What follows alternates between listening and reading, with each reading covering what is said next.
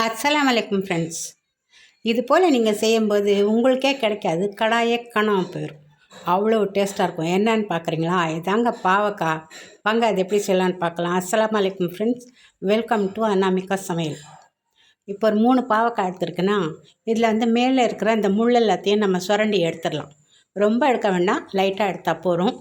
எல்லாத்தையும் எடுத்து 2 கட் பண்ணிக்கலாம். இப்போ எல்லாத்தையும் 2 கட் பண்ணிவிட்டு ஒரு ஒரு ஸ்பூன் வச்சு அதோட பின்னால் இருக்கிற அந்த தண்டை வச்சு இந்த மாதிரி உள்ளே இருக்கிற இந்த விதையை எல்லாத்தையும் எடுத்துடலாம். இது நான் கொஞ்சம் முத்தலாக இருக்குது. நீங்கள் வந்து இலசாக வாங்கும்போது இந்த விதையை வந்து எடுத்து பத்திரமா வச்சுக்கோங்க. அப்புறம் நான் சொல்லுவேன், அப்போ நீங்கள் அதை சேர்த்துடலாம். இது ரொம்ப முத்தலாக இருக்கிறதுனால நான் இதை போட்டேன்.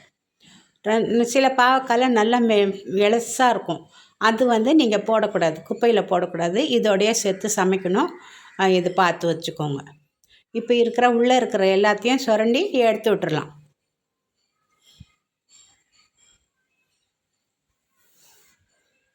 இப்போ இதை வந்து ஒரு ஆவியில் வந்து இதை நம்ம வேக வச்சுக்கலாம். பாருங்கள், நல்லா வெந்திருக்கு. நான் ஆவியில் வேக வச்சுருக்கேன். ஒரு கடாயில் தண்ணி ஊற்றி அதுக்கு மேலே ஒரு ஸ்டாண்டை போட்டு இந்த மாதிரி ஒரு வலை வச்சு அதில் நான் வேக வச்சுருக்கேன். நீங்கள் எப்படி வேணாலும் அதை ஆவியில் வேக வச்சுக்கோங்க. இதுக்காக ஒரு மசாலா எடுத்துருக்குறேன். ஒரு ஸ்பூன் சீரகம், ஒரு 4-5 காஞ்ச மிளகாய், ஒரு ஸ்பூன் சீரகம், 1/2 ஸ்பூன் மிளகு, 2 ஸ்பூன் வெள்ளை எள், ஒரு கொத்து கருவேப்பிலை, 2 ஸ்பூன் வேர்க்கடலை, துளியோண்டு புளி எடுத்திருக்கேன்.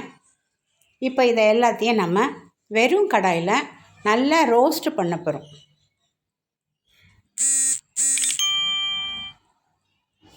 நல்லா இதை மணக்க ரோஸ்ட் பண்ண போகிறோம். பண்ணிக்கலாம். நம்ம அந்த அடுப்பு வந்து கொஞ்சம் நிதானமாக வச்சுக்கோங்க. நிறைய அனல் இருந்துச்சுன்னா அது தீஞ்சு போயிடும். இந்த கருவேப்பிலையும் ஒரு கொத்து சேர்த்துக்கலாம் அதோட.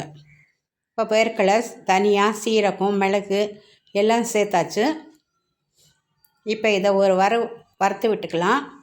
அதுக்கப்புறம் நம்ம எள், புளியெல்லாம் ஒன்று ஒன்றா சேர்த்துக்கலாம். நல்லா வறுக்கணுங்க. இது வந்து கருக்க விடக்கூடாது, சிகப்பாக வறுக்கணும். அதுக்காக நீங்கள் வந்து அடுப்பை வந்து கொஞ்சம் மெதுவாகவே வச்சுக்கோங்க. வச்சுக்கிட்டு இதை நல்லா வறுத்து எடுத்துக்கோங்க. இந்த மாதிரி ஒரு தடவை இந்த பாவக்காவை செஞ்சு பாருங்களேன். நிஜமாகவே சொல்கிறேன், ரொம்ப ரொம்ப நல்லாயிருக்கும். குழந்தைங்களுக்கு கூட ஏமாற்றி கொடுத்துடலாம். இது பாவக்காய் இல்லைடா, வேறு ஒரு மீன் தான் இந்த மாதிரி பண்ணியிருக்கோம் அப்படின்னு அந்த மாதிரி செய்யலாம். இப்போ பாருங்கள், இப்போ நம்ம வந்து எல்லாம் இதை நல்லா வறுத்து விட்டாச்சு. இப்போ இதோட நான் எள் சேர்க்க போகிறேன், புளி சேர்க்க போகிறேன், காஞ்ச மிளகாய் சேர்க்க போகிறேன். எல்லாத்தையும் சேர்த்து வறுத்து நல்லா ஆற வச்சுக்கலாம். நல்லா இந்த மிளகாய் வந்து மொறான்னு இருக்கணும். அந்த மாதிரி ஆகிடும் நம்ம வறுக்கும்போது. இதை எடுத்து நல்லா நம்ம ஆற வச்சு மிக்ஸி ஜாரில் சேர்க்கலாம். மிக்ஸி ஜாரில் சேர்க்கும்போது இன்னும் ஒரு பொருளும் சேர்க்க போகிறேன். அதையும் பார்த்துக்கோங்க. முக்கியமான பொருள், ரொம்ப டேஸ்ட்டு கொடுக்க வேண்டிய பொருள். இப்போ எல்லாம் நல்லா ஆறிடுச்சு. இப்போ வந்து ஒரு மிக்ஸி ஜாரில் சேர்த்துக்கலாம்.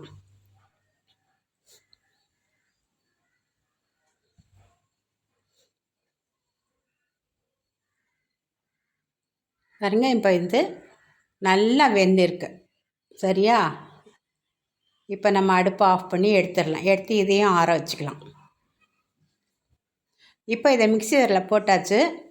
இதோட நம்ம வறுத்து வச்சுருக்கோம்ல புளி, அதையும் சேர்த்துக்கலாம். ஒரு 1.5 ஸ்பூன் அளவுக்கு வெல்லம், இதையும் சேர்த்துக்கலாம். முக்கியமான பொருள், ரொம்ப ரொம்ப டேஸ்ட்டு கொடுக்கக்கூடிய பொருள். இதையும் சேர்த்துக்கிட்டு நல்லா இது குறைன்னு அரைச்சிக்கலாம். பாருங்கள், நான் அரைச்சி கொண்டு வந்தாச்சு. இப்போ இதை ஒரு தட்டில் போட்டுக்கலாம். போட்டுட்டு இதோட கொஞ்சம் மஞ்சள் பொடியும் தேவையான உப்பும் சேர்த்துக்கலாம். சேர்த்து நல்லா கலந்து விட்டுருங்க. இந்த மசாலா சும்மா நீங்கள் எடுத்து வாயில் போட்டு பார்க்கும்போதே அவ்வளோ டேஸ்ட்டாக இருந்துச்சு. நான் பார்த்தேன், அதனால் அவ்வளோ டேஸ்ட்டாக இருந்துச்சு. இந்த மசாலா ரொம்பவே நல்லாயிருக்கும். இதை நல்லா கலந்து விட்டுக்கோங்க. கலந்து விட்டுட்டு இப்போ வேக வச்சு வச்சுருக்குறோம் இல்லையா இந்த பாவக்காய், அந்த பாவக்காய்க்குள்ளே இதை நல்லா ஸ்டஃப் பண்ணிடணும். நல்லா இந்த விரல் விட்டு நல்லா அழுத்தி ஸ்டஃப் பண்ணிக்கணும். இந்த மாதிரி நல்லா ஸ்டஃப் பண்ணிக்கோங்க. எல்லாத்துலேயும் ஸ்டஃப் பண்ணி வச்சுக்கோங்க.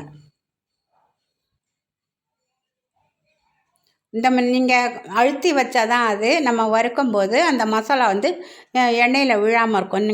நீங்கள் அப்படியே மேலோட்டமாக போட்டிங்கன்னா அது எண்ணெயில் நல்லா பொரியும் போது இந்த மசாலா ஃபுல்லாக வெளியில் வந்துடும். அதுக்காக தான் சொல்கிறேன், நல்லா அதை அழுத்தி விட்டுருங்க. நல்லா அழுத்தி அழுத்தி அழுத்தி அதெல்லாம் நிறச்சிக்கோங்க. எல்லாத்தையும் சேர்த்து நல்லா நிறச்சி விட்டுக்கோங்க.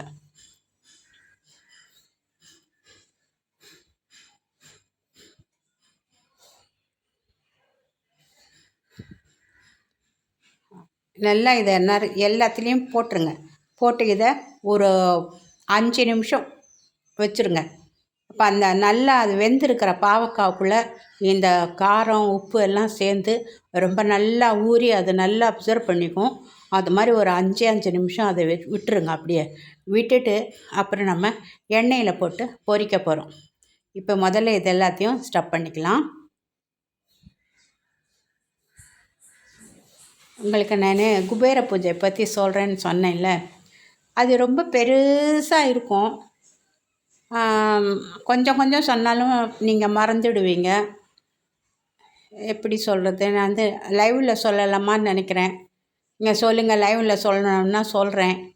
இல்லாட்டி இல்லை இன்னொரு வீடியோவில் நான் 2 வீடியோவாக பண்ணி உங்களுக்கு 2 வாட்டி சொல்லிடுறேன்.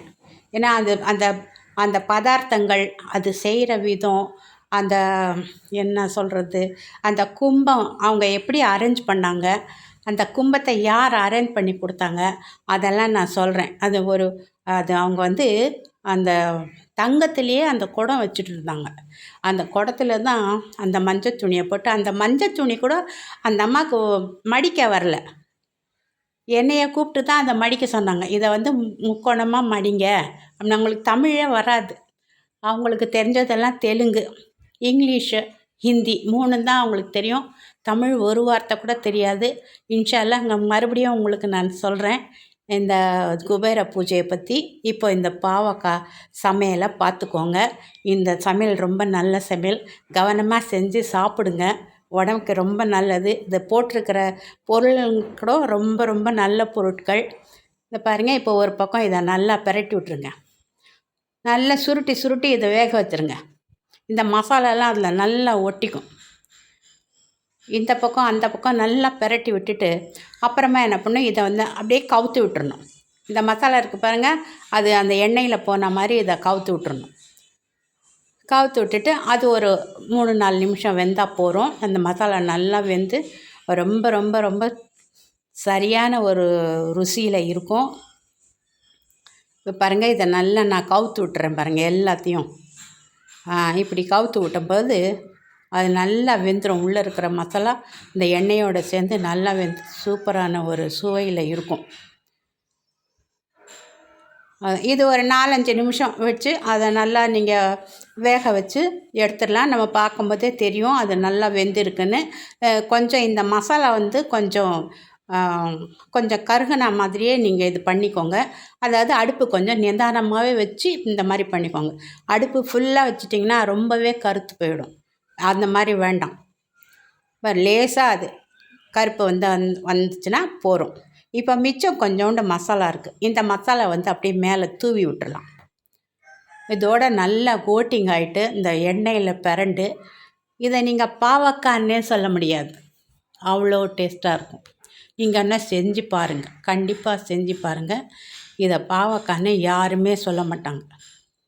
இது வேறு ஏதோ ஒரு காய் நீங்கள் கொடுத்துருக்குறீங்க அப்படின்னு தான் சொல்லுவாங்க. அவ்வளோதான் ஃப்ரெண்ட்ஸ். இதை நல்லா நம்ம பிரட்டி விட்டு எடுத்து வச்சிடலாம். உங்களுக்கு பிடிச்சிருந்தா லைக் பண்ணுங்க, ஷேர் பண்ணுங்க, கமெண்ட்ஸ் பண்ணுங்க. புதுசாக பார்க்குறவங்க சப்ஸ்கிரைப் பண்ணி பெல் ஐக்கானை அமுக்கி பாருங்கள். அப்போ தான் நான் போடுற வீடியோ உங்களுக்கு வேணும்னா நீங்கள் பெல் ஐக்கானை அமுக்குங்க. சரியா? இப்போ எல்லாத்தையும் பிரட்டி விட்டு நம்ம எடுத்து விட்டுறலாம். இப்போ வந்து அடுப்பு நிதானமாக தான் இருக்குது. இப்போ நம்ம இது முடிஞ்ச உடனே மேலே கொஞ்சம் கருவேப்பிலை தூக்கி போட்டு அந்த பிளேட்டில் வச்சு கருவேப்பிலை போட போகிறோம். பிளேட்டில் வச்சாச்சு, கருவேப்பிலை போட்டாச்சு. பாருங்கள் எவ்வளோ நல்லா இருக்குன்னு. பிடிச்சிருந்தா லைக் பண்ணுங்கள், ஷேர் பண்ணுங்கள், கமெண்ட்ஸ் பண்ணுங்கள், பெல் பட்டன் அழுத்தி சப்ஸ்கிரைப் பண்ணுங்கள். புதுசாக வரவங்க சப்போர்ட் பண்ணுங்கள். பாருங்கள் எப்படி இருக்குன்னு. ரொம்ப ரொம்ப நல்லாயிருக்கும். இந்த மாதிரி ஒரு தடவை பாவக்காவை செஞ்சு பாருங்கள். அவ்வளோதான் ஃப்ரெண்ட்ஸ். இது வரைக்கும் நீங்கள் பொறுமையாக பார்த்ததுக்கு நன்றி. வணக்கம். அஸ்ஸலாமு அலைக்கும்.